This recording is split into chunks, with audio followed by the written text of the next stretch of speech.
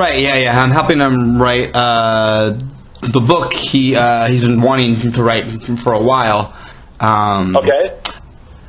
I'm a native of the county. We're located in South County in Great Barrington. I grew up in North County, North Adams, and lived in. So I lived in North Adams for a while. Lived in Gusher, Lee. I mean, they're all in the Berkshires, but so I've been familiar with the area, all my life. I'm 32 years old, and but yeah, I've been around for a while in the Berkshires, anyway. Cool. Yeah. Do you remember this story? That's kind of like local legend.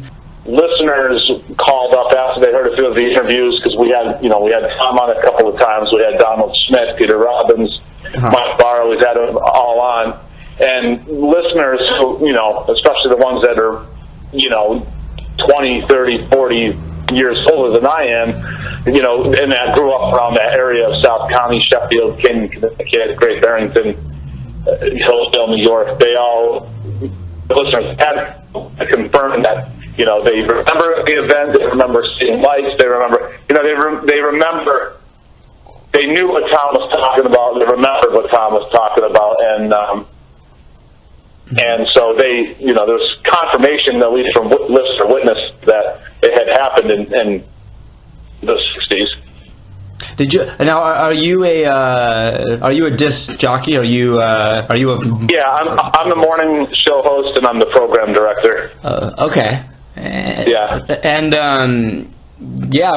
were you? I mean, how many? Did you guys have a segment about it? Obviously, but I mean, was it just were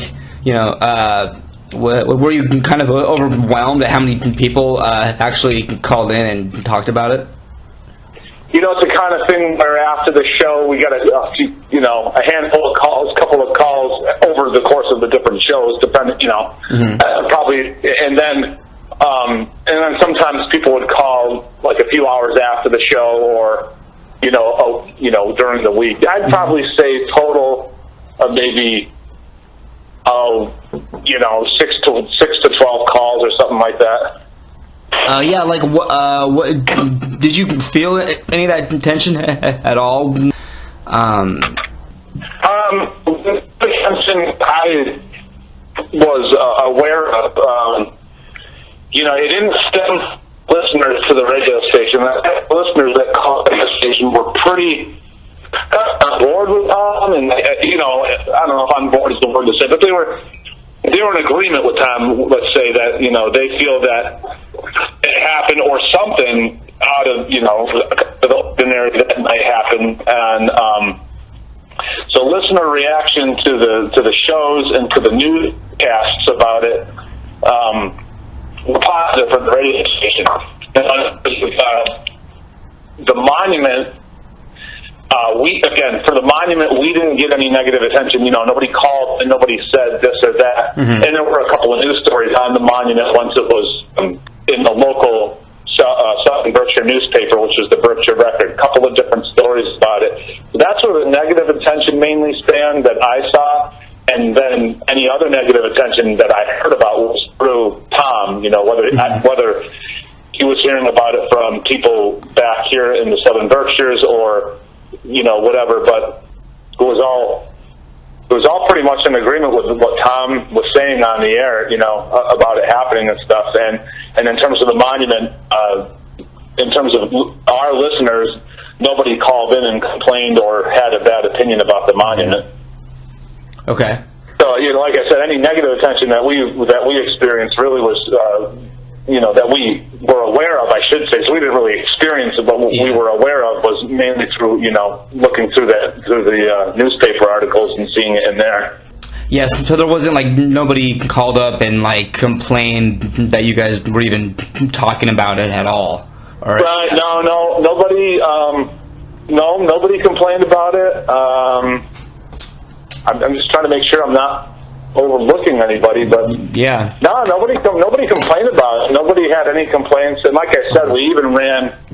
There was even a news story that ran when the monument got vandalized, and nobody nobody called in after the news story and was like, well, it was defaced because nobody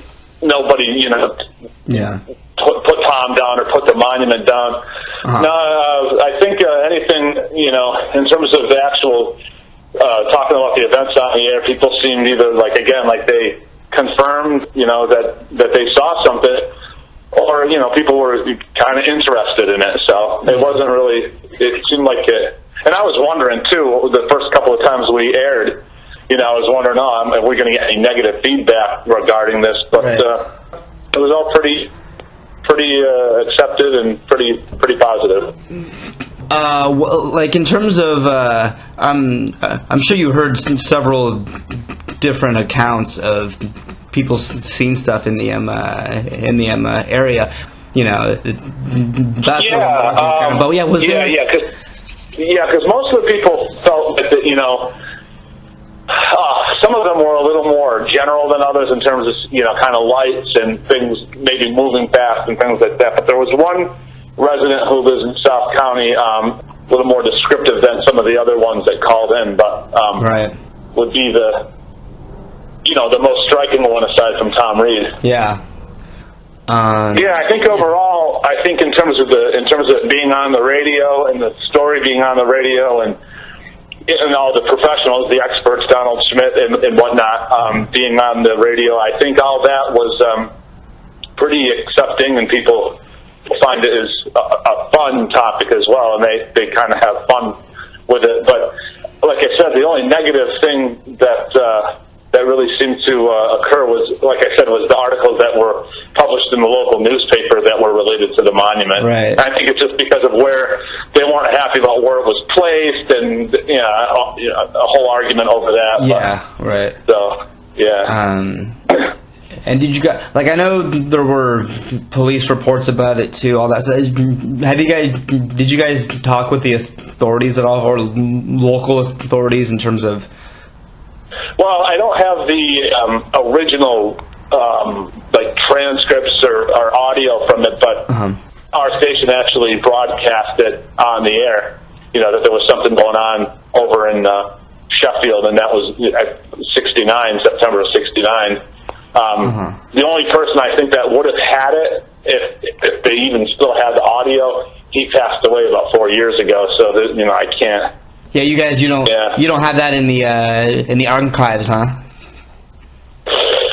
We don't know. I mean, the equipment that we had back then is long gone, and it was we had a news anchor who worked there for 43 years, but he passed away back in 2012. So we don't have the access to it. Yeah, that's a shame. That would have been great to hear that.